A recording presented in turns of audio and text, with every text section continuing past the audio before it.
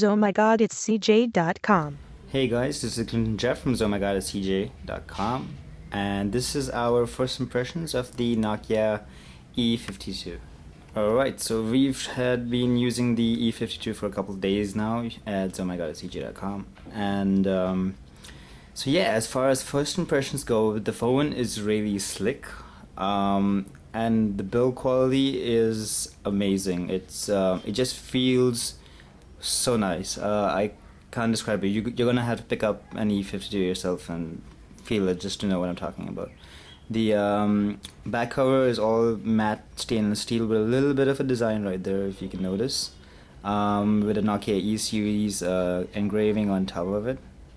Now, the design scheme is very, very alike to the Nokia E72, which means the red and green calling keys are just white on black. Now this does look cool, I will agree, but if you give your phone to a new person to use for a couple minutes, they will probably be confused. So yeah, that's something you should note about. The keypad is good, it has good feedback to it, we didn't have any problems with that. As usual with all E-series devices, when you type on the keypad, you get the name from your contacts list. It just pops up right there. So that's pretty cool. Now, there are a couple of shortcuts right there from the keyboard, like Bluetooth and web browsing and silent profile over there. That's cool. There are only two one-touch keys on the E52. That's the calendar and the messaging. There's no contacts key, which is kind of okay. What you get used to it, I guess. There's a delete key over here which takes up the space, but there's still the home key right there though, so that's very useful. But yeah, so the E52 is a very, very slim, kind of sexy little device right there. I have no complaints against it actually. It worked fast, worked smooth. There were no stability problems over there.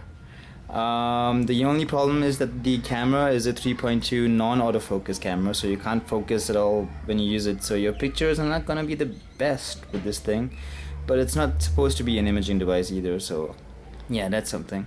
The loudspeaker is also on the back, so when you keep it flat on a surface, you might not hear it ring because the sound will be muffled. I don't know why Nokia's been doing this with a lot of their phones lately, but that's something you should note. Otherwise, like I said, the build quality is good, and there's a dedicated camera key right there to use the camera. There's also the same volume increase and decrease keys over here with a middle key just to mute your calls or something. So yeah. The D-pad also works pretty good. It's not an optical navi key like the E72, but it works pretty good. In my opinion, I turned off the optical keypad on the E72 anyway. So it's also worth mentioning that there is 3G, Wi-Fi, and a USB connection right there. So you will never actually run out of ways to stay connected. And the E52 charges by the USB only, so that's pretty cool. That's something that is really, really surprisingly nice to have on devices today. Other than that, the menu uses the OV icons, as you can see there. Let me just take you on a quick run through the menu icons right there. As you can see, Office has all the standard E-series stuff that you know. Now the problem with these icons is you don't actually know which is a folder and which is actually just an icon that leads to an application, but yeah, that's something I've gotten used to with the OV icons. You can also see that there is OV file support built in right there, so that's pretty cool. And there's also OV maps with free navigation, so that's something that's very cool. There's also the mode switching application that's standard to E-series now, I guess. This allows you to switch your home screen and theme to different modes, basically two modes only actually. You can switch between your business mode and your personal mode or vice versa. So yeah, that's something that we've gotten used to with these series devices, and it's still there. And there's also Nokia messaging built in. You can see that we have two email address inboxes displayed over there.